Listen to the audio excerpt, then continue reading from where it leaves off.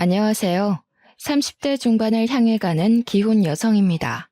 결혼을 30대 초반에 하고 겨우 1, 2년 만에 제 시댁 욕을 좀 해보고자 이런 곳을 찾아왔네요. 다른 분들의 사연을 읽지 않았다면 저는 제 시댁이 제일 이상하다고 생각했을 거고 나만 운이 없었다고 자책했을 겁니다. 그런데 막상 다른 사연자들 얘기를 들어보니까 결혼하자마자 이혼까지 갈 정도로 고생하시는 며느리들 많더라고요. 제가 며느리들 사연만 골라 읽어서 그랬는지 모르겠지만 다들 시모 때문에 골머리 앓고 있는 걸 보니 마치 동족 같아서 너무 위로하고 싶다가도 한편으론 저만 고부 갈등 때문에 고충을 겪는 게 아니구나 싶어서 위안을 받았습니다. 저 또한 철딱선이 없는 시모 때문에 멀쩡한 남편까지 안 보고 살고 싶었을 만큼 이혼 욕구가 치솟았던 얘기를 해보려고 해요. 막상 쓰려고 마음먹고 생각해보니 왜 다 시어머니들은 며느리들을 못 구워 삶아서 안달인지 모르겠네요. 당연히 엇나가는 며느리는 잘못되었죠. 하지만 제 말은 왜 잘해보려고 하는 며느리까지 독성으로 만들어버리냐고요.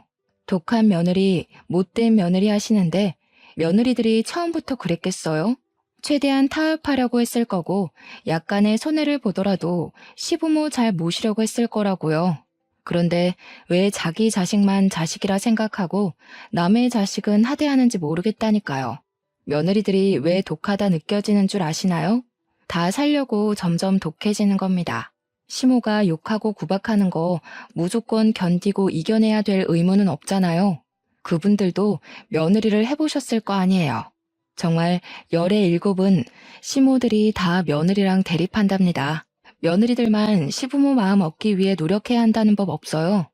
시부모도 며느리 마음 얻으려면 맞춰가고 노력을 보여야 된다고 생각을 해요.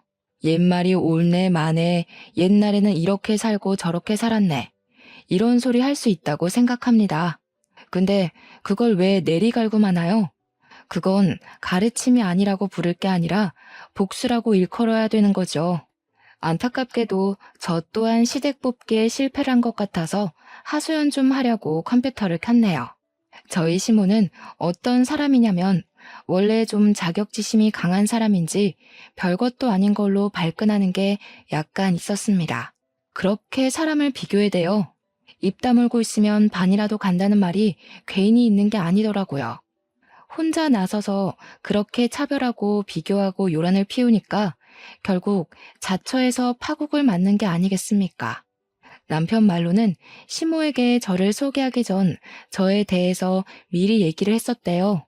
그냥 연애하는 것도 아니고 조만간 식구가 될 사이니까 그런 소식을 전하는 건 당연한 거라고 생각을 했습니다. 그런데 시모가 제 얘기를 듣고 그 많고 많은 정보들 중 제 나이에 유독 민감한 반응을 보였다고 했어요. 조금 의외였어요. 제가 생각한 건 며느리 될 사람이 뭐 하는 사람이고 어떻게 자랐고 비전이 있는 사람인지 아닌지 정도를 궁금해했을 거라고 생각했습니다. 그런데 하필 나이에 유독 반응했다는 게 들어도 이해가 잘 안 되더군요. 혹시 제가 여자로서 나이가 너무 많다고 생각해 신경을 거슬렸던 걸까요? 굳이 생각해보자면 그 이유밖에 없었습니다. 참고로 당시 제 나이는 32살이었어요. 여기에 대한 의문은 시간이 지나서 상견례를 가졌을 때 시모가 왜 제 나이에 그렇게 예민했는지 알 수 있었습니다. 시댁에는 저와 동갑인 신우가 있어요. 근데 그 신우가 백수예요. 개인적으로 누구 밑에서 일하는 게 체질상 안 맞던 저는 대학 때부터 개인 창업 쪽으로 많이 공부하고 알아봐서 적성을 일찍 찾았고 다른 전공으로 전과까지 하며 졸업 전에 저의 일자리를 스스로 마련했습니다. 그게 현재 운영 중에 있는 게스트하우스입니다. 이 게스트하우스를 잘 운영해서 전국에 체인을 만드는 것이 제 최종 목표예요. 우선 제가 상견례를 갔을 당시에는 서울에만 2군데를 보유하고 있는 상태였습니다. 저 정말로 20대 청춘을 다 바쳐 창업을 준비하고 시작하는 데에 다보냈고 제 20대를 돌아보면 일이랑 공부 말고는 딱히 떠오르는 저의 모습은 없을 정도로 열정 있게 살았어요. 그래서 당연히 남들 친구랑 여행 가고 애인 사귀고 그런 풋풋한 추억은 제게 없습니다. 늘 긴 머리를 동여매고 안경만 끼고 다니면서 책이랑 컴퓨터랑만 놀았던 게 저예요. 학창 시절 친구 하나 없이 외로워서 어쩌냐고 묻는 사람도 있는데 주위를 보면 학교 친구란 이유로 점점 안 맞는 인연을 길게 끌고 가는 게 마냥 좋은 건 아니던데요. 제가 좋은 사람이고 성실하기만 하다면 좋은 친구들은 언제든지 주위에 생길 거라고 그렇게만 생각하며 살았어요. 그러니 어느 정도 제 사업체가 마련이 되고 여유가 생기니까 자연스레 남자친구도 만들 수 있게 된 거 아니겠습니까? 제가 남편을 31살에 만났는데요. 저희는 1년 정도 만나고 결혼을 약속하게 되었습니다. 20대 청춘을 모두 창업하는 데만 열정을 쏟은 제 사정을 남편은 엄청 자랑스러워했어요.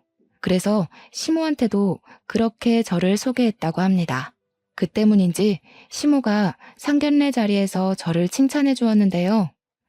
분명 표정이나 말투는 칭찬이 맞는데 곰곰이 생각해보면 칭찬 같지 않은 뭔가의 기운이 느껴지더라고요. 따님이 참 대단한 것 같아요. 요즘 애들은 다 의지박약이라서 어린 나이에 오너 자리 서기 쉽지 않은데 어쩜 그리 독하게 성공을 했대요? 따님이 고집 좀 있는 편인가 봐요. 이건 칭찬일까요, 욕일까요? 솔직히 듣는 사람 입장에 따라 다르겠지만 일단 제 기분은 그다지 개운하진 않았어요. 시모는 한두 번도 아니고 상견례 내내 저런 식으로 저를 왕창 칭찬해주다가 마지막에 김 빠지는 소리를 꼭 보태었습니다. 그러면서 자기 딸인 신우에 대한 얘기도 굳이 갖다 붙이며 말했어요. 우리 효연이는 똑똑한 의대생이라서 내년에 졸업만 하면 유능한 의사가 될 애예요. 제 딴에는 그냥 내 자식 잘 먹고 잘 사는 것만 바라는데 애가 공부 욕심이 또 있더라고요. 누굴 닮아서 저렇게 기특한 짓만 하는 건지. 우리 딸애가 학교 다니면 그렇게 상을 받아오던데 의사 될 사람들이 학교 생활에 성실했다지요? 신우는 당시 백수이긴 해도 의대생이었습니다. 신우 나이가 저랑 동갑이라 했으니 32살이었죠. 그런데 아직도 학교를 졸업 못하고 의대생으로 있다는 겁니다. 뭐 사정이 있어서 휴학을 했다든지 늦게 입학했다든지 그럴 수는 있겠죠. 하지만 시모가 그렇게 학교 시절부터 의사 체질인 것 같다고 의사를 꿈꾸네라고 자랑을 할 거면 저랑 동갑인 나이에 의대생일 게 아니라 전문의 한 자리는 앉아 있어야 되는 거 아닙니까? 그것에 대한 후일담은 나중에 남편한테 물어봐서 듣게 된 건데요. 신우가 무슨 사정이 있는 건 절대 아니었고 그냥 단지 2년째 의사 국가고시를 떨어지고만 있다 하더라고요. 뭐 시무가 자랑하는 것만큼 신우가 의사 체질 같지는 않은데 원래 부모에게 자식 자랑은 나라 불문하고 공통점이니까 이해를 해줬어요. 다만 저랑 제 친정 부모가 궁금했던 건 신우 얘기가 아니라 저랑 결혼하게 될 남편의 얘기입니다. 그런데 상견례 진행하는 동안 주고받은 대화는 남편 얘기보다 온통 신우 자랑 얘기로 가득했어요. 시무가 분명 남편도 사랑하는 게 보이지만 너무 지나치게 신우를 감싸고 도니 처음에는 아들보다 딸을 더 좋아하시는구나 그렇게만 생각해야 했습니다. 그 와중에 시무가 신우에 대해 시끄럽게 떠들 때마다 신우는 아무 반응도 없이 식사만 했어요. 가끔씩 저와 신우 눈이 마주치곤 했는데 그럴 때마다 잽싸게 피해버리고 말더군요. 그게 낯을 가려서 그런 건지 기가 죽어서 그런 건지는 모르겠어요. 일단 제가 보기에 신우는 시모가 자신을 칭찬하고 치켜 세우는 걸 그다지 달가워하지 않는 것 같았습니다. 그때부터 저는 결혼 생활을 하면서도 계속 그런 느낌을 받았어요. 본격적으로 이 집안 사람들의 식구가 되고 나니 시모와 신우 관계가 좀 더 잘 보이더라고요. 시모가 은근히 자기 딸이 기죽을까봐 억지로 내세우고 최고라고 부담 주는 게 눈에 보였습니다. 물론 남의 집 사정인데 제가 궁금해해서 뭐 하겠습니까? 문제는 시모가 그렇게 신우 자랑을 할 때마다 꼭 저를 끼워 넣는다는 겁니다. 시모는 상견례 때 제 칭찬을 남발하다가도 은근히 의사 될 신우보다 제가 못난 사람이라는 걸 엄청 주절거렸다고 했잖아요. 제 개인적으로는 안 하느니만 못한 칭찬을 한다는 건 상대방을 견제할 때나 쓰는 화법이라고 생각하거든요. 그래서 상견례 때도 이 사람이 나를 견제하나 싶은 생각을 살짝 했었습니다. 그런데 제가 결혼을 하고 나서부터 그런 심오의 견제를 더 노골적으로 느꼈다는 거예요. 어느 날이었어요. 저는 오너이다 보니까 출근이 자유로운 편입니다. 그래서 늦잠을 자기도 하고 아침에 일어나더라도 개인 시간을 많이 보낸 뒤에 오후쯤에나 집을 나서요. 그걸 남편은 당연히 알고 있고 시댁에서도 제가 결혼하기 전에 말씀드렸기 때문에 모르지 않습니다. 그랬더니 제가 집에 있는 시간을 용케 이용해서 한날 시모가 아침 대바람부터 찾아왔더라고요. 일단 연락이 없이 왔다는 게 좀 그랬는데 제가 더 당혹스러웠던 건 시모가 달고 온 신우의 존재를 봤기 때문입니다. 어머님? 연락도 없이 어쩐 일로 오셨어요? 바쁜 아가씨까지 데리고. 오실 거면 연락이라도 주시죠. 그랬으면 아침 준비라도 했을 텐데요. 할 말 있으니까 왔지. 내가 어디 심심해서 왔겠니? 난 남의 집 밥은 잘 안 먹는다. 커피나 한 잔 타와 봐라. 아침에 안 마시고 왔더니 기운이 영 없네. 아니 대체 이렇게 큰 건물에 왜 엘리베이터가 없는 거야? 그렇게 비싼 집이라고 떵떵거리더니 순뻥 아니야? 네, 저희 집 건물은 말 그대로 엘리베이터가 없습니다. 저랑 남편은 생활 운동을 좋아해서 일부러 아파트를 안 가고 5층 빌라를 선택했어요. 그래도 나름 집값은 높은 63평 고급 빌라입니다. 엘리베이터가 없다고 구시렁 많이 대시는데 그래봤자 겨우 3층이에요. 시모야 늙었으니까 골골댈 수밖에 없겠죠. 그렇다고 저희가 시모 기준 맞춰서 집을 구할 건 아니잖아요. 어쨌든 그렇게 우리 집을 갖고 욕을 하고 굳이 다리 아파하면서 여기까지 온 이유가 뭐냐면요. 이번에 무슨 하우스? 게스트하우스라고 했나? 그래, 그거 3개 준비 들어갔다면서? 아들한테 들었다. 그거 하면 돈이 그렇게 많이 되니? 그럼요. 요즘 관광객이 많으니까요. 게다가 코로나도 많이 잠잠해졌잖아요. 항공편도 거의 풀리고 날씨도 사계절 상관없이 화창한 날이 많고요. 관광객도 폭발적이고 놀러 다니는 사람도 엄청 쏟아지고 있어요. 방이 모자라서 예약도 다 못 받는다니까요. 그래? 그렇다면 여유 좀 많겠구나. 그럼 우리 효연이 학원 하나만 끊어줘라. 그 대신 내가 반찬 같은 건 만들어다 줄게. 너희들 맞벌이 하면 밥도 옳게 못 먹고 다닐 거 아니니? 우리의 의사 되면 너한테 다 갚아줄 거니까 투자한다고 생각해라. 시무가 찾아온 목적을 듣는데 저한테 돈 맡겨놓은 줄 알았습니다.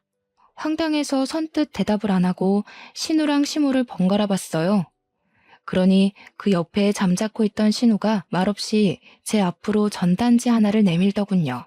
보니까 의사 국가시험을 위한 입시학원 홍보물이더라고요.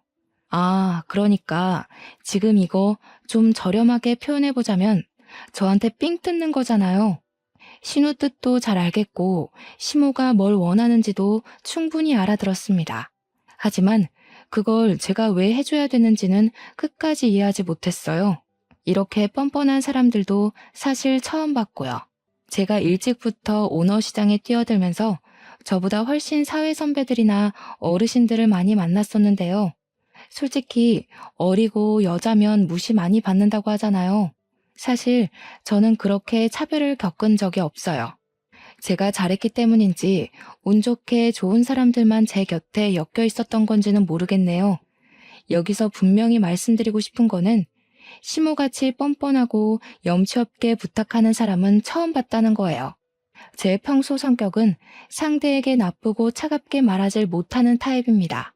그래서 언성 높이는 사람들과는 말다툼이 나기 전에 바로 손절해버리거나 만약 안 볼 수 없는 사이라면 제 입장을 또렷하고 얌전하게 그리고 최대한 웃으면서 풀어나가려는 사람이에요. 어머님이랑 아가씨 말씀 뭔지 알아들었어요. 돈이 필요하시다는 거잖아요. 그런데 아무리 생각해도 그 돈을 왜 제가 해줘야 하는지 잘 모르겠어요. 저는 이해가 안 되는 일이면 쓸데없는 짓이라고 봐서요. 혹시 제가 납득할 만한 이유가 있을까요? 쓸데없는? 아니, 이유가 뭐가 필요하니? 너도 이제 우리 식구잖아. 식구가 왜 있는 거겠어? 서로 도움되고 도움 주라고 있는 게 식구 아니겠니? 어머님, 그건 잘못된 생각이에요. 그런 건 식구라기보단 사업 파트너라고 보는 게 맞죠. 그리고 저처럼 피 안 섞이는 가족일수록 그런 돈 얘기는 조심하는 것도 맞고요. 죄송해요, 어머님. 제 입장에서는 별로 납득이 안 되는 이유네요. 아가씨 문제는 해결 못 해드릴 것 같은데 어쩌죠? 시무 입장에서는 제가 바로 수락이라도 해줄 줄 알았나 봐요. 그러니까 당당하게 신우까지 데려와서 통보를 한 것일 텐데 제가 막상 단호하게 거절하니 얼마나 당황했겠습니까? 아마 남편한테 제가 착하고 참하다는 걸 미리 들은 데다가 평소에도 제가 웬만하면 시무한테 네네 했기 때문에 만만하다고 생각한 것 같아요. 속으로 호구 며느리 잡았다고 이기적인 마음을 키워가고 있었나 봅니다. 제가 단칼에 거절하자 신우조차 얼굴을 시뻘겋게 열올리며 시무한테 역정을 냈습니다. 아이씨 쪽팔려. 그러게 내가 안 될 거라고 그랬잖아. 뭐 대단한 계획처럼 나 데려오더니 겨우 올케한테 돈 뜯는 거였어? 됐어. 나 먼저 갈 거야. 신우는 시무한테만 원망 섞인 소리를 치곤 먼저 집을 나가버렸어요. 상황이 본인 흘러가는 대로 안 가자 시무 또한 벌떡 일어났고 신우를 뒤쫓아서 나가려다가 뒤를 돌아 저한테 한마디 던졌습니다. 너 우리 딸 아직 공부 중이라고 무시하지 마라. 우리 딸이 의사만 되면 아무리 나이 들어도 너처럼 장사하는 애들보단 탄탄대로니까 지금은 네가 돈 많이 버니까 고개 치켜들고 있지? 나중에 내 딸 의사 되면 네가 내 딸 앞에서 머리 조아리고 있어야 될 거다. 네? 무시는 어머님이 하시는 것 같은데요. 아가씨가 백수인 거 신경 많이 쓰시는 걸로 보여요. 아직 공부 중이니까 이럴 땐 옆에서 얌전히 응원만 해주세요. 아가씨가 어련히 잘하겠죠. 참, 어머님 커피 드셔야죠. 기가 차서 정말 내가 어디 아무 커피나 먹는 줄 아니? 그런 싸구려는 입에도 안 된다. 어디 감히 의사 자식 둔 사람한테 시중 커피를 대접해? 갖다 버려라. 시모가 많이 화나 보였어요. 정작 화가 나야 될 사람은 제 입장 같은데 저한테만 거절당한 게 좀 창피한가 봐요.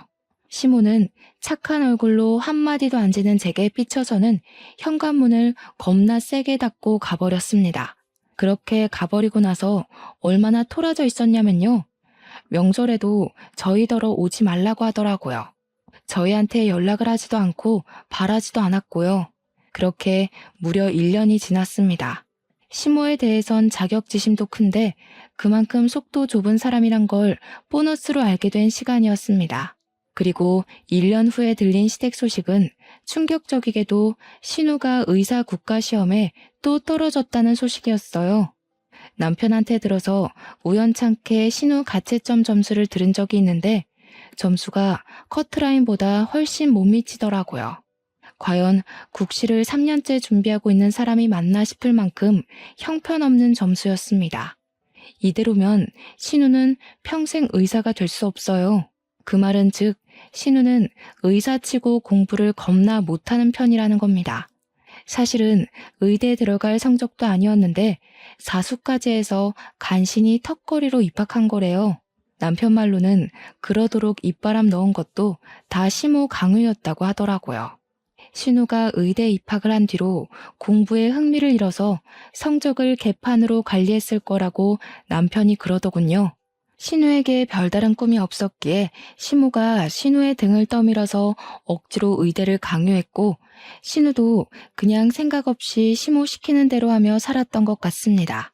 시모 성과를 보면 그러고도 남았겠네요. 남편은 다행히도 번듯한 대기업을 알아서 척척 준비하고 다녔기 때문에 시모가 크게 터치 안 한 거더라고요. 남편도 시모하는 꼴 보면 열받았던 적이 한두 번이 아니라고 해요. 사춘기 때는 시모랑 싸우면서 하루하루를 보냈다고 하더라고요. 서로 개인주의가 강한 저희 친정 사정과는 시댁 분위기가 너무 달라서 한 번씩 남편 어릴 적 얘기를 들을 때마다 깜짝깜짝 놀라곤 합니다. 어쨌든 저도 1년간 삐쳐있는 시모를 굳이 찾아가 달래주지 않은 건 저만의 사정이 따로 있었기 때문인데요. 이번에 3호점 세우기로 한 건물에 예기치 못한 문제가 생긴 겁니다. 글쎄 2천만 원을 날로 먹고 튄 벽지 시공자 때문에 시공 작업이 제대로 안 되고 있었다는 거예요. 이 문제로 법정 문제까지 가느라 6개월 이상을 시달렸었어요. 어쨌든 겨우 수소문에 믿을 만한 벽지 시공자까지 찾고 계약을 하느라 근 1년을 생고생했습니다. 그만큼 개업 날짜도 계속 미뤄졌고요. 그 당시에는 정말 눈코 뜰 새 없이 바쁜 나날을 보냈기에 한동안 집에도 남편보다 늦게 퇴근했습니다. 거의 자정 다 돼서 들어간 걸로 기억하고 있어요. 아무래도 늦게 들어와서 늦게 자니까 다음날 더 늦게 일어날 수밖에 없더라고요. 그래서 그날도 그랬어요. 1년이나 연락 없던 시모가 갑자기 언질도 없이 저희 집을 또 찾아온 그 섬뜩한 날이요. 기절하듯 자고 일어나서 겨우 안방 화장실에서 정돈하고 거실로 나갔더니 거기서 시모가 혼자 떡하니 집안을 돌아다니고 있더라고요. 너무 깜짝 놀라서 저도 모르게 어머 하고 소리를 질렀어요. 그러자 시모는 별로 놀라지도 않고 마치 집주인처럼 에헴거리더니 곧 새초롬한 얼굴로 와서 앉으라 명령조로 말을 했습니다. 너는 며느리라는 애가 어쩜 시댁 안부를 안 묻니? 내가 연락 안 한다고 너도 가만히 있으면 되겠어? 그런 건 옛날에도 도리가 아니었다. 어쨌든 내가 이런 소리나 하러 온 건 아니고 너 무슨 사기를 당했다면서? 그러게 마음을 곱게 썼어야지. 하늘이 두 눈 시퍼렇게 뜨고 있는 땅덩어리에서 그리 욕심을 부리면 쓰나? 제가 언제 욕심을 부렸는지 모르겠더군요. 시모는 여전히 1년 전 그때 토라진 감정을 유지하고 계셨습니다. 정말 지독하게도 소심하지 않습니까? 제 사정은 아마 남편한테 전해 들었겠죠. 남편은 근근히 시모가 불러서 시댁에 다녀오곤 했거든요. 제 꼴 보기 싫어했다던 시모의 말을 남편이 전해주는 덕에 저는 전혀 시댁을 찾지 않았을 뿐이에요. 그런데 이제 와서 먼저 안 달래줬다고 투정을 부리니 제가 인사말에 철딱선이 없는 시모라고 소개한 데는 이런 이유도 포함입니다. 네, 저 사기당했어요. 그래서 좀 피곤하네요. 어머님, 도대체 그런 사람들은 왜 사는 거죠? 어떻게 직접 노력해서 돈 벌 생각은 안 하고 염치 없이 빈대처럼 남의 돈만 호시탐탐 노리는 걸까요? 그런 새끼들은 정말 나가 죽어야 하는 것 같아요. 세상에 공짜 돈 안 좋아하는 사람이 어딨어요? 누구나 쉽게 살고 싶지만 적어도 남의 돈 삥 뜯지는 말아야 되는 거잖아요. 안 그래요, 어머님? 제가 울상을 지으면서 그동안 사기 때문에 속상했던 마음을 토로하자 시모는 제가 하는 거친 말투에 좀 놀란 것 같았어요. 그리고 또 뭔가 찔리는 게 있어서 크게 당황하는 것도 같았고요. 당연히 제가 사기꾼들을 가장해 시모를 저격했던 말이니까 찔릴 수밖에 없겠죠. 제대로 먹힌 것 같아 그건 좀 통쾌했네요. 시모는 제가 대놓고 울먹이고 있으니 기가 찼는지 몇 번을 헛숨만 뱉다가 입을 뗐습니다. 뭐 대단한 오너인 척 하더니 너도 허술한 건 매한가지구나. 나이 좀 들더라도 차라리 제대로 준비해서 실수 없게 시작하는 게 낫지. 우리 효연이 봐라. 의사 공부 시작해서 아주 꼼꼼히 해내려고 학원까지 알아보고 다니지 않니? 그러네요. 제가 오늘로써 더 제대로 정신 차렸어야 했는데. 어머님은 좋으시겠어요? 의사 자식돈 엄마 되실 거잖아요. 그때까지 건강하게 살아 계셔야 해요. 혹시 아가씨 의사 된 거 못 보고 가시면 그냥 백수 딸내미 뒤치다꺼리 하다가 가는 셈이잖아요. 그건 제가 다 속상할 것 같아요. 뭐야? 너 무슨 말을 그런 식으로 하니? 지금 나 놀리는 거냐? 우리 애는 그냥 백수가 아니야. 무려 의사 준비생이라고 내가 몇 번을 말했냐? 시모는 딱 그랬어요. 저랑 신우를 계속 비교하면서 제가 잘 나가면 잘 나간다고 난리, 못 나가면 이때다 싶어 신우 치켜 세우느라 난리. 듣다 보니 어느 장단에도 맞춰드리면 안 될 것 같다는 확신이 들더라고요.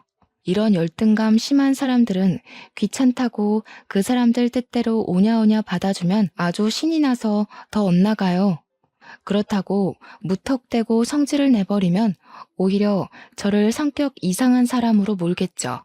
그러니 질질 끌면서 스스로 지치도록 그 열등감자가 저를 아주 미워하도록 계속 반대 의견을 내주는 게 은근 먹힌답니다. 다 됐고, 그래서 넌 우리 효연이 학원 끝까지 안 끊어준다는 거냐? 일이 벌 받았으면 마음 좀 고쳐먹지 그러니? 너 때문에 우리 딸 작년 시험도 떨어졌어. 그때 학원 등록만 했어도 내 딸 벌써 의사 됐을 거다. 참, 그래.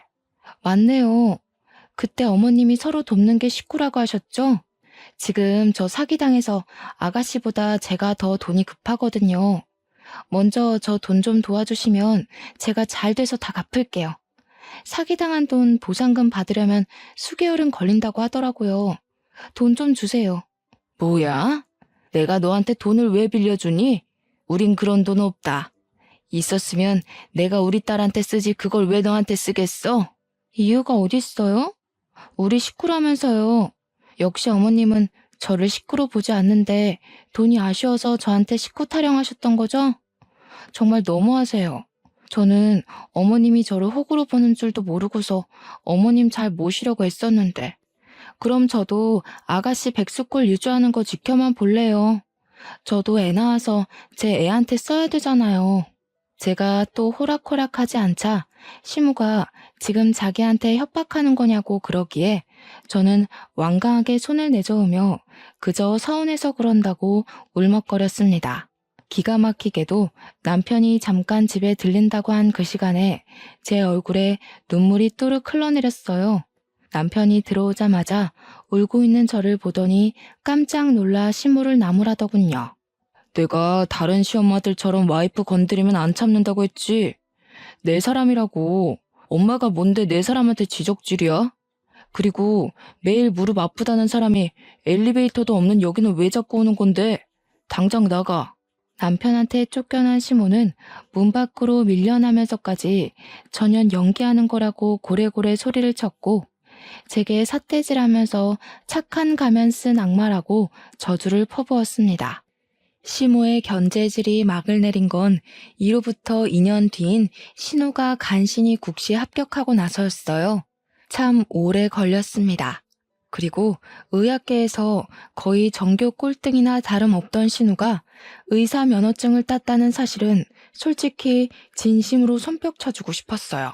적성에 안 맞더라도 결국 해내고 마는 신우의 근성이 좀 대단하긴 하더라고요. 그 뒤로 시모는 의사 된 딸이 너무 대견하고 자랑스러웠는지 동네방네 떠들고 다녔습니다. 얼마나 기다렸던 순간이었겠어요. 저희 친정까지도 초대해서 자랑하려고 안달이 났더라고요. 여기서 제가 빠지면 섭섭하겠네요. 저한테 전화도 잘 안 하는 분이 먼저 전화까지 해서는 저희 집 안부를 묻는 척 신우 자랑 얘기로 마무리를 짓더라고요. 황당하면서도 웃겼습니다. 신우가 합격한 그날 시댁에서는 파티가 벌어졌어요. 저희 친정은 바쁘기도 했고 시무가 당일에 초대를 하려고 했던 거라 따로 시간 내기 어려워 결국 저희 식구들만 다 같이 모였습니다. 남편이 케이크까지 준비해서 신우의 앞길을 제대로 축하해주려 준비했어요. 거기서 시모는 또 저와 자기 딸의 비교를 신명나게 시작했죠. 아이고, 이제야 내가 좀 한숨 놓겠네. 그래, 사람이 박수 좀 받으려면 의사 정도는 돼야지. 어디 장사치 나부랭이로 성공한 거랑 의사가 감히 비교가 되겠니? 아유, 자랑스러운 우리 딸. 내가 너 이렇게 성공할 줄 알았다. 엄마 말 들으면 자다가도 떡이 생긴다고 했지? 시모는 신우를 옆에 끼고 사랑스러워 죽겠다는 듯 엉덩이를 두들기고 난리가 났습니다. 시모 태도는 마음에 안 들었지만 신우가 의사 면허 딴 건 축하할 일이라 생각했기 때문에 저도 적당히 박수 쳐주며 맞춰주었어요. 또 그날이 지나면 더 이상 저랑 신우를 비교하면서 돈 달라고 억지 부리진 않을 것 같았거든요. 그런데 희한하게도 신우 표정은 막 기뻐 보이지가 않더라고요. 단순히 무표정인 수준이 아니었어요. 오히려 시모가 하는 칭찬을 기분 나빠하는 얼굴이었습니다. 자기가 원하던 길이 아니었기 때문일까요? 시모가 강요한 의사의 길이 마음에 들지 않았던 걸까요? 그냥 제 눈에는 신우가 금방이라도 의사하기 싫다고 때려치울 것 같은 모습처럼 보였습니다. 엄마는 네가 백수로 늙어 죽을까봐 얼마나 걱정했다고. 이젠 동네 사람들한테 내 딸 의사라고 자랑할 수 있어서 얼마나 좋은지 몰라. 너도 이제 시집 가면 알 거다. 어딜 가나 의사 며느리라서 감히 무시하는 곳 없을 거야. 엄마가 그 정도 미래까지 다 내다봤으니까 나중에 엄마한테 꼭 효도해라. 그럼 그동안 엄마는 제가 쪽팔려서 동네 사람들한테 말도 안 했다는 거네? 엄마가 공부하라고 해서 계속 공부만 하고 있었는데 속으로는 창피해 죽겠다고 생각했었나 봐? 어쩔 수 없지. 나이 35살 먹고 시집도 안 가고 직업도 없다고 하면 그건 그거대로 부모 얼굴 똥칠하는 거야. 그나마 내가 널 의사 공부한다고 말해놔서 얼굴 들고 다닐 수 있었던 거지. 네가 공부만 해서 잘 모르나 본데 세상은 아직도 학벌, 직업, 능력 이런 게 중요하다니까. 너무 고지식한 시모 조언에 저도 남모르게 불쾌했는데요. 그때 신우가 들고 있던 숟가락을 탁 놓으면서 방으로 쏙 들어가 버리더라고요. 그러면서 손에 뭘 들고 와서는 시모 앞으로 내려놓았습니다. 신우가 내민 종이 안에는 웬 식당 사업 계획서랑 2장의 사진이 붙어 있었어요. 그리고 뒤이어 나오는 말은 이 시댁을 쑥대밭으로 만들어 놓았습니다. 나 그동안 의사 국시 질질 끈 거 일부러 그랬어. 공부도 안 했고 시험도 고의로 더 망쳤던 거야. 그동안 제대로 하는 척하는 것도 은근 스트레스더라. 아무튼 내가 진짜 하고 싶은 건 덮밥집 사장이거든? 아르바이트해서 모은 돈으로 작은 가게 하나 차렸는데 그렇게 갖고 싶어 하던 의사 면허 따줬으니까 앞으로는 참견하지 말라고. 나 더 이상 엄마 꼭두각시 안 해. 뭐? 얘가 지금 무슨 소리라는 거야? 의사 됐는데 뭘 차렸다고? 아니, 의사 자격증 따놓고 식당 일이 웬 말이야? 너 미쳤니? 의사랑 그런 조무래기 식당이랑 급이 다른데 지금 뭘 하겠다는 거야? 알지? 나 하고 싶은 게 없던 사람인 거. 근데 오빠 결혼하고 올케 보고 마음이 달라졌어. 올케가 어린 나이에 하고 싶은 일 하면서 장사하는 거 보니까 멋있더라고. 나도 내가 오너로 창업 성공해서 전국에 내 가게 확장하는 게 꿈이 됐어. 난생 처음으로 목적이 생기니까 진짜 떨리더라. 그러니까 그냥 응원해줘. 그 순간 식탁 위를 흐른 정적은 제 살결까지 소름 돋게 만들었습니다. 특히 시모 반응이 궁금해서 바로 쳐다봤더니 시모 얼굴이 완전 사색이 되어 있더라고요. 남편은 그 상황을 눈치 보고 있었고 저는 신우를 잠시나마 오해했던 게 미안해서 진심으로 신우의 꿈을 존경하듯 바라봤습니다. 그때 갑자기 시모가 찬 분위기에 찬물을 한 번 더 끼얹으며 비명을 질렀어요. 그러다 손에 들고 있던 종이랑 사진을 갈기갈기 찍기 시작했죠. 식탁 중앙에 있던 국자를 들고서 신우 머리통을 향해 냅다 던지더니 쌍욕을 하기 시작했습니다. 이 몹쓸년이 너 제정신이야? 음식점, 덮밥, 내가 대출까지 받아서 너한테 퍼본 돈이 얼만데 당장 집어치워. 너 이 식당 이거 하면 나 2번 다시 너 안 본다. 쪽팔리게 덮밥 장사가 뭐야 덮밥이. 이럴 줄 알았어. 엄마한테 내가 딸이기는 해? 그냥 남들한테 자랑하려고 키운 딸이잖아. 잘 됐네. 나도 엄마가 다른 집 딸이랑 나 비교하는 거 진절머리 났었어. 그만 독립할게. 의사가 그렇게 좋으면 엄마가 공부해서 직접 의사하던가. 닥치지 못해? 뭘 잘했다고 눈 똑바로 뜨고 소리를 질러? 의사 직업이 어디 아무한테나 오는 행운인 줄 알아? 너 무조건 의사해야 돼. 의사 안 할 거면 이 집에서 나가. 나가라고 친히 말해주니 고맙네. 엄마한테 유일하게 고마운 건 그게 다야. 그동안 나도 창업 자금 모으느라 엄마 이용하면서 숙식 좀 했어. 그래서 의사 면허 따준 거야. 엄마 비 다 맞춰줬으니까 이 이상은 엄마 욕심인 거 알지? 참, 그리고 올케 나보다 잘 나가고 똑똑한 거 맞아. 괜히 자격지심 갖고 며느리 하대하지나 마셔. 신우는 왜 자기까지 나서서 올케 기죽이는데 일조해야 되냐고 성질을 내면서 자기가 맞았던 국자를 들고는 시무 주변 언저리로 집어 던져버렸어요. 날아오는 국자를 피하면서 시무가 시커패 비명을 질렀고 신우는 그대로 자리를 박차고 나가버렸습니다. 한꺼번에 닥친 분을 못 푼 시무가 신우에 대한 배신을 어쩌지 못하고 이젠 저에게 시비를 걸기 시작했는데요. 신우가 의사 안 하고 딴 생각한 게 저 때문이라며 무작정 따지는 거 아니겠습니까? 네가 얄궂은 그런 장사나 하면서 애 마음 어지럽혀 놓으니까 저 모양이 된 거잖아. 내 딸 인생 어떡할 거야?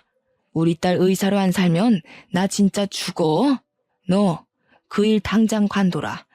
너 때문에 공부 잘만 하고 있던 애가 헷가닥 돌아버렸잖아. 어머님, 제발 사람 좀 되세요. 딸 왜 의사 시키려고요? 저한테 돈 구걸한 것처럼 딸한테도 빌붙으려고요? 딱 보니까 어머님은 죽을 때까지 대우 못 받을 팔자예요. 어쩌자고 사서 밉상짓을 골라 하세요? 안 그래도 인상이 불도구상이시라 좋진 않은데. 이게 정신 나갔나? 너 은근히 웃으면서 사람 엿먹이더라? 일부러 그러는 거지? 싹 수 없는 것 같으니라고. 너까지 쫓겨나고 싶은 거냐? 우리 아들이랑 갈라서고 싶어? 사실 남편 때문에 어머님 횡포 참고 살았는데 계속 이런 꼴 보고 살아야 되는 거면 그냥 이혼해도 괜찮을 것 같네요. 여보, 어머님이 우리 이혼했으면 좋겠나 봐. 어떡할까? 우리 이혼할래? 남편은 밥상 위에 위험한 물건들이 또 날아다닐까 봐 그걸 치우고 있었는데요. 제 말을 듣고 주방에서 헐레벌떡 뛰어와서는 자기 엄마한테 쌍심지를 켰습니다. 저랑 이혼하기 싫은 남편의 마음이 아주 강력하게 시무를 공격하였어요. 내가 엄마 없인 살아도 우리 와이프 없인 못 살아. 나한텐 한 번도 엄마가 와이프보다 먼저였던 적 없어. 엄마 때문에 와이프 다치는 순간 나는 바로 엄마 손절할 거야. 그러니까 시엄마랍시고 내 와이프한테 별 시덥잖은 소리 해봐. 이제는 나도 안 참을 거야. 남편이랑 살면서 남편이 고래고래 소리 지르는 건 처음 봤습니다. 남편이 저만 두둔하며 시무를 외롭게 만들자 시무는 역시 또 삐쳐서는 더 이상 대응 안 하고 방으로 쏙 들어가 버렸어요. 그 와중에 저는 안녕히 주무세요 라고 인사는 남겨드렸네요. 나름 파티를 했던지라 식탁이 아주 어질러져 있었는데 시부가 시무를 뒤따라 들어가면서 우리더러 상은 내일 치우게 두고 그만 집에 가서 쉬라고 하더군요. 그러면서 저더러 시무가 철딱선이 없어서 미안하다고 대신 사과를 해주었습니다. 시부가 방문을 닫고 들어가자마자 시부의 큰 호통이 거실 밖까지 들렸는데요. 시모에게 제발 철 좀 들라고 나이가 몇 살인데 아직도 어른답지 못하냐면서 혼을 내고 있었습니다. 시모 때문에 자기까지도 우리 앞에서 얼굴 못 들겠다는 시부의 말은 어딘가 모르게 지친 목소리가 묻어났어요. 남편이 아주 어릴 때부터 시모 성깔에 진절머리 내며 지냈다면 시부는 남편과 신우보다 훨씬 더 질린 상태로 살았으니 사실 그럴 만도 하긴 해요. 어쨌든 그 뒤로 남편은 혹시나 제 입에서 이혼 소리 나올까봐 엄청 눈치 보며 자라고 있습니다. 사실 저는 남편이랑 결혼한 지 1년이 넘었는데도 싸운 적이 없어요. 그래서 남편만 생각했을 땐 이혼할 생각 자체가 없었습니다. 남편이 이렇게 눈치를 보는 건 다 시모 때문에 순간순간 제 표정이 돌변해서였을 겁니다. 시모는 삐치면 근 1년을 연락 안 하는 사람이니까 이번 해도 조용히 보낼 수 있을 것 같아요. 본의 아니게 시댁을 뒤집어 엎어준 신우 덕분에 저까지 한 해 더 편하게 생겨 좋긴 합니다. 그러게 우리 시모 마음 좀 곱게 먹을 것이지. 과한 욕심을 부리니까 이렇게 패가망신 꼴 된 거 아니겠습니까? 자식 출세 욕심은 부모가 부리면 안 되는 거예요. 나중에 자식들이 크면 부모한테 반감 생긴다고요. 머리 커진 애들을 어떻게 감당하려고 시모는 계속 자기 새끼를 자기 손맛대로 주무르려 했을까요? 그러니까 현재 자식들한테 뒤통수를 맞은 거 아니겠습니까? 물론 신우도 참 대단합니다. 시모 꼭두각시로 살다가 꿈이 생기고 나서는 본인 돈 모으는 데 시모를 이용했다고 했잖아요. 자기 엄마가 얼마나 미웠으면 이용을 했다고 표현을 할까요? 의사 좋아하는 시모한테 의사 자격증을 덜컥 던져주면서 이거 먹고 떨어지라고 할 때는 정말 제가 다 소름이 돋았습니다. 도끼는 며느리에게만 있는 게 아니구나 싶었어요. 이래나 저래나 현재는 저희도 신우도 시댁과 왕래 없이 알아서 잘 살고 있습니다. 남편은 시모랑 말하기 싫다면서 안부 연락도 시부랑만 하고 있어요. 그리고 집 나간 신우 있잖아요. 신우가 개인적으로 제게 먼저 연락이 와서 저한테 사업 조언을 묻는다고 우리 집에 자주 찾아오거든요. 저랑 같이 우리 게스트하우스에 다녀오기도 하고 오너가 어떤 식으로 구조물 관리를 하는지 직원 관리나 필요한 협력업체 등등 전체적인 시스템을 어떻게 돌려야 하는지 제게 배우고 싶다고 솔직히 매일매일 만나고 있습니다. 그동안 제가 봐왔던 신우는 늘 영혼 없이 껍데기가 걸어다니는 것처럼 불행해 보였는데 이제야 신우가 어떤 사람인지 알겠더라고요. 진짜로 좋아하는 일 앞에서 신우는 마치 저의 열정 가득한 20대의 모습처럼 활활 타오르고 있었습니다. 30대 중반에 그런 열의를 가지는 게 쉽지 않거든요. 신우 보니까 저도 옛날에 노력했던 시절이 마구마구 생각나면서 진심으로 신우가 잘 될 수 있도록 돕고 싶었어요. 제 본점 옆에 신우 덮밥집 자리를 하나 알아보고 있거든요. 저희 게스트하우스 이용하는 고객들을 대상으로 할인 이벤트를 진행하면서 사업 파트너도 되어볼까 싶습니다. 가족끼리 서로 돕고 산다는 건 돈을 삥 뜯고 빈대처럼 바라기만 하는 게 아니라 이렇게 서로 윈윈하며 함께 손잡고 걸어가는 거라고 생각합니다. 제발 시모가 나중에라도 철이 들어서 자식들에게 진심으로 용서를 빌고 엄마로서 제대로 역할 노릇하는 사람이 되었으면 싶네요. 누가 그런 소리를 하더라고요. 다 큰 자식한테 옛날 같기를 바라고 뭘 해주기를 기대하면 안 된다고요. 자식은 부모의 소유물이 아니니 내 손으로 자식들이 독립할 수 있도록 키워만 놨다면 그건 자식에게 베풀 수 있는 것도 자식에게 받을 수 있는 것도 다 끝났다고 봐야 된대요. 그 이후부터는 자식들이 스스로 효도를 하면 되는 거고 사정 있어서 얼굴 자주 못 보여주면 그냥 그런 대로 살아야 되는 거라고 하더라고요. 저도 미래의 제 자식을 생각하면 듣기만 해도 속상한 순리이지만 그게 자연스러운 과정이니 자식의 탄생부터 보내주는 그날까지 기쁨과 슬픔은 온전히 부모만 감당해야 되는 게 아닌가 싶습니다. 독수리가 그런다고 하더라고요. 새끼들 품어놓고 날지 못하는 새끼새를 절벽 아래로 그냥 밀어버린다고요. 새끼새들은 그렇게 날개짓 하는 걸 배운다고 하더라고요. 그 순간 자식들이 독립을 하게 되는 건데 이런 부분은 어쩌면 우리 사람들에게도 한 번쯤 괜찮은 조언이 될 것 같습니다. 아, 그리고 내 자식 중요한 거 알면 제발 남의 자식 중요한 것도 좀 압시다. 나쁜 마음 먹고 살면 내 자식도 다른 누군가에게 똑같이 고통받습니다. 제 사연은 여기서 마치도록 할게요. 들어주셔서 감사합니다.